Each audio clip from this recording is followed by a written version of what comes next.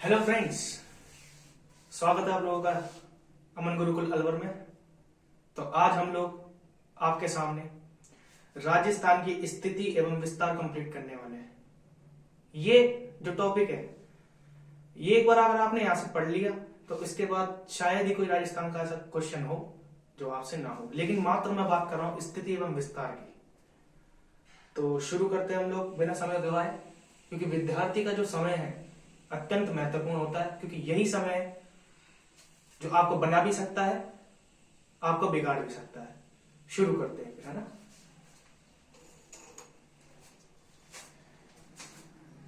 राजस्थान की हम बात करें, राजस्थान, तो हम लोग कुछ बात करते हैं राजस्थान के बारे में कि राजस्थान है कहां। जो बिल्कुल जीरो लेवल से शुरू कर रहा है उसके लिए भी, जो एडवांस लेवल पे पहुंच चुका है उसके लिए रिवीजन के लिए बड़ा काफी, जो और एग्जामों की तैयारी कर रहा है उसके लिए भी। ठीक है, तो राजस्थान की स्थिति कहां है। अगर हम लोग भारत के संदर्भ में बात करें, भारत या कहें हम इंडिया, इंडिया में जो इसकी स्थिति है राजस्थान की, वो है उत्तर पश्चिम। एवं मैं आपको दिशा क्लियर कर देता हूं, उत्तर दक्षिण पूर्व पश्चिम। ठीक है, पश्चिम दिशा ऐसे, पूर्व यहां, उत्तर दक्षिण इस तरीके से। तो हम बात करें, ये नॉर्थ, ये साउथ, ये ईस्ट, ये वेस्ट। तो राजस्थान की स्थिति कहां है, राजस्थान इधर है, तो ये हो गया उत्तर पश्चिम। ठीक है, तो राजस्थान की स्थिति है उत्तर पश्चिम में। अच्छा, अब अगर हम पूछ ले कि राजस्थान कौन से गोलार्ध में है, उत्तरी गोलार्ध में कि दक्षिणी गोलार्ध में। भारत जहां पर है वहीं पर राजस्थान है, भारत है उत्तरी गोलार्ध में। ये बात मैंने तुमको समझाई थी फिजिकल ज्योग्राफी के अंदर कि अब देखो, बहुत से लोग अक्षांश देशांतर इनमें कंफ्यूजन रहता है। मैं समझाता हूं क्या होता है अक्षांश और देशांतर। ठीक है, पहले मैं बता दूं कहां पर है। जैसे कि अपनी अर्थ है, ठीक है, अर्थ का जो स्ट्रक्चर है वो है जियोड, लधवक्ष गोलार्ध। हिंदी मीडियम वाले लधवक्ष गोलार्ध बोलेंगे और इंग्लिश मीडियम वाले जियोड बोलेंगे। ठीक है, अब ये 0 डिग्री इक्वेटर रेखा है, मींस भूमध्य रेखा। ठीक है, ये पृथ्वी के बिल्कुल मध्य से गुजरती है। ठीक है, अच्छा, अब इसके ऊपर वाला पार्ट तो उत्तरी गोलार्ध, ओके, इसके नीचे वाला पार्ट दक्षिणी गोलार्ध। ठीक है, तो राजस्थान और भारत उत्तरी गोलार्ध में है। ठीक है, अच्छा, अब मैं आपको एक चीज क्लियर कर देता हूं, अक्षांश, अक्षांश एवं देशांतर। अक्षांश और देशांतर क्या होते हैं। पृथ्वी पर इस तरीके से जो भी रेखा खिंची हुई ना, इस तरीके से,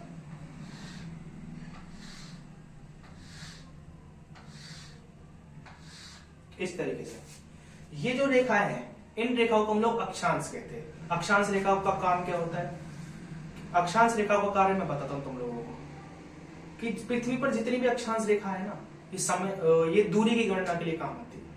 ठीक है, दूरी पता करने के लिए अक्षांश रेखाओं का काम होता है। और जो देशांतर रेखा है, देशांतर में दे इस तरीके से बना हुआ है, तो ये जितनी भी रेखा है,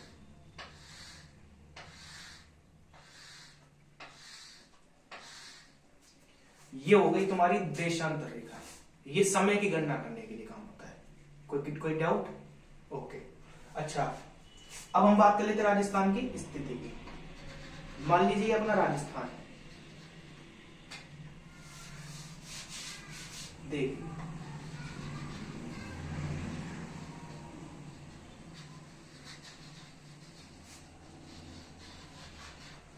मान लीजिए अपना राजस्थान है, तो राजस्थान में इस तरीके से उत्तरी अक्षांश से बोला जाएगा 23 degree 3 minute 30 degree 12 minute, Rajasthan का अक्षांश है। ठीक है, अब इसको हम सिर्फ उत्तरी बोलते हैं। अगर चाहे हम दक्षिण में 23 डिग्री लिख देंगे ना, तो भी दक्षिण नहीं आएगा। क्वेश्चन में कई बार कंफ्यूज कर देगा तुमको कि राजस्थान का अक्षांश विस्तार है 23 डिग्री 3 मिनट दक्षिण से 30 डिग्री 17 मिनट तक ऊपर तक, 30 डिग्री 12 मिनट ऊपर तक उत्तर तक। तो ये कंफ्यूज करने के लिए कंफ्यूज मत हो जाना इसमें, ठीक है। उत्तर ही आएगा और उत्तर ही लिखना है अक्षांश में। तो मैं लिख देता हूं 23 डिग्री 3 मिनट से लेकर 30 डिग्री 12 मिनट, ठीक है। कोई डाउट? ओके। अब हम बात कर लेते हैं मतलब पूर्व से पश्चिम जो देशांतरीय विस्तार है हमारा, वो क्या है? पूर्व से पश्चिम आ गए 78 डिग्री 17 मिनट। सही कह रहा हूं? गलत बोल रहा हूं। 69 डिग्री 30 मिनट से शुरू हुआ, 69 डिग्री 30 मिनट से लेकर 78 डिग्री 17 मिनट, ये हो गया हमारा पूर्वी देशांतर। अच्छा, मैंने सर पूर्वी क्यों लिखा? मैं पश्चिम से पूर्व भी तो लिखा था कि भाई 69 डिग्री 30 मिनट पश्चिम से लेकर 78 डिग्री 17 मिनट पूर्व तक, ऐसे भी तो लिख सकता था मैं। क्यों नहीं लिखा? क्यों? क्योंकि राजस्थान उत्तरी गोलार्ध में, तो इसलिए मैंने अक्षांश में उत्तर लगाया कि भाई 23 डिग्री 3 मिनट से लेकर 30 डिग्री 12 मिनट उत्तरी अक्षांश, उत्तरी अक्षांश जो ये उत्तरी गोलार्ध में राजस्थान, इसलिए। अब मैंने इधर पूर्व क्यों लगाया? क्योंकि राजस्थान इधर पूर्व की साइड है। ये मैंने देशांतर रेखा खींची ना, ये देशांतर रेखा के पूर्व की साइड है राजस्थान, और इंडिया एशिया इधर तो है पूर्व साइड, तो इसलिए मैंने इधर पूर्वी देशांतर बोला 69 डिग्री 30 मिनट से लेकर 78 डिग्री 17 मिनट तक, इसलिए मैंने पूर्वी देशांतर बोला। अब आया समझ में? ये खेल है भाई, घूम जाएगा ज्योग्राफी में। हाँ, तो ये अपन ने इसके बारे में बात करी 69 डिग्री 30 मिनट से लेकर 30 डिग्री वो 78 डिग्री 17 मिनट तक, ठीक है। अच्छा, अपन ने इनके बारे में बात कर ली। अब मैं बात करूं कि उत्तर से दक्षिण तक की लंबाई, पूर्व से पश्चिम तक की लंबाई, और इन दोनों का विस्तार कितना है मैं समझाता हूं। उत्तर से दक्षिण तक राजस्थान की जो लंबाई है वो है 826 किलोमीटर। कितनी है? 826 किलोमीटर। कितनी है? उत्तर से दक्षिण, नॉर्थ टू साउथ, 826। ओके। अब हम बात करते हैं इधर से इधर तक की। ये है भाई साहब 869 किलोमीटर, 869 किलोमीटर पूर्व से पश्चिम। बोले मेरे साथ, उत्तर से दक्षिण 826, पूर्व से पश्चिम 869, ठीक है। अच्छा, ये कई बार इनका विस्तार पूछ लेता है, विस्तार कि भाई मतलब विस्तार मतलब एक तरीके से इन दोनों को माइनस करके कितना किलोमीटर का अंतर आएगा दोनों के बीच में, वही पूछ रहा है। तो आपको सिंपली 869 में से माइनस कर देना है 826 को, तो आपके सामने निकल के आ जाएगा 43, ठीक है। तो 43 किलोमीटर इसका आंसर आएगा कि कितना विस्तार है इनका, ठीक है। ओके। अच्छा, अब मैं आपको थोड़ी सी और बात बता दूं। एक बार अपन ने उत्तर से दक्षिण पढ़ लिया, पूर्व से पश्चिम पढ़ लिया, हम थोड़ी सी और बातें कर लेते हैं इंपॉर्टेंट कि कहां से शुरू कहां से खत्म। भाई ऊपर है कटरा गांव। कौन सा गांव? कटरा गांव। कटरा गांव ऊपर है? नहीं, ऊपर है कोणा गांव। कोणा गांव, ठीक है। कोणा गांव श्रीगंगानगर। कौन सा गांव? कोणा गांव श्रीगंगानगर। श्रीगंगानगर की तहसील श्रीगंगानगर में कोणा गांव पड़ता है, वहां से शुरू होता है। कौन सा? हमारा जो अक्षांश है, मतलब शुरू नहीं होता, वहां तक है अक्षांश विस्तार। कोणा गांव श्रीगंगानगर, और दक्षिण में है बांसवाड़ा में एक गांव पड़ता है बोरकुंड, ठीक है। बोरकुंड तक है, ठीक है। यानी कि बोरकुंड से शुरुआत होता है और 30 डिग्री 12 मिनट श्रीगंगानगर में जाता है, कोणा गांव में। अच्छा, इधर हम लोग अगर हम बात करें, इधर सम तहसील है जैसलमेर में। जैसलमेर सम तहसील, वहां से ये पूर्वी देशांतर शुरू होता है और जाता है सीधा सिलाना गांव तक। सिलाना गांव धौलपुर में, वहां पर ये देशांतर विस्तार खत्म होता है। अच्छा, अब हमने इसके बारे में पूरी स्थिति विस्तार समझ ली। उत्तर से दक्षिण की लंबाई कितनी है, पूर्व से पश्चिम की लंबाई कितनी है, कौन सा गांव है, ठीक है। अब कुछ फैक्ट्स नॉर्मल कि जो राजस्थान है, कर्क रेखा जो है, अच्छा कर्क रेखा किसे कहते हैं सर? 23 डिग्री 30 मिनट वाली जो रेखा है ना पृथ्वी पर, उसको कर्क रेखा कहते हैं। अच्छा, अब फिजिकल ज्योग्राफी में एक बार इनके बारे में बात भी करेंगे हम लोग कि कर्क रेखा क्या है, लेकिन अभी अभी तुम छोटा मोटा समझ लो। हिमालय पृथ्वी है, ये ऊपर 23 डिग्री 3 मिनट या फिर 23 डिग्री या 23.5 डिग्री मानता हूँ, 23.5 डिग्री ऊपर 23.5 डिग्री नीचे। जो उत्तरी गोलार्ध में जो 23.5 डिग्री वाली लाइन है ना, उसको हम लोग कहते हैं कर्क रेखा। अब इसी की बात कर रहे हैं। और राजस्थान में ये गुजरती है बांसवाड़ा और डूंगरपुर से, डूंगरपुर और बांसवाड़ा से गुजरती है, ठीक है। 2 जिलों काटती। अच्छा सर कितने किलोमीटर है? 26 किलोमीटर, ठीक है भैया, 26 किलोमीटर। ओके, अपनी बात हो गई कर्क रेखा की। अब बात करते हैं कि राजस्थान में सबसे पहले सूर्योदय, सूर्यास्त कहां पर होता है? तो होता है धौलपुर में। कहां पे होता है? धौलपुर। सबसे पहले सूर्य उगेगा, सबसे पहले सूर्य अस्त होगा, तो सबसे लास्ट में जैसलमेर। और जैसलमेर में अगर समय का अंतर की हम लोग बात करें, ये देशांतर से निकलता है तो 35 मिनट 8 सेकंड का अंतर है। कितना? 35 मिनट्स 8 सेकंड्स इनका अंतर है। अंतर मतलब समझ नहीं आया?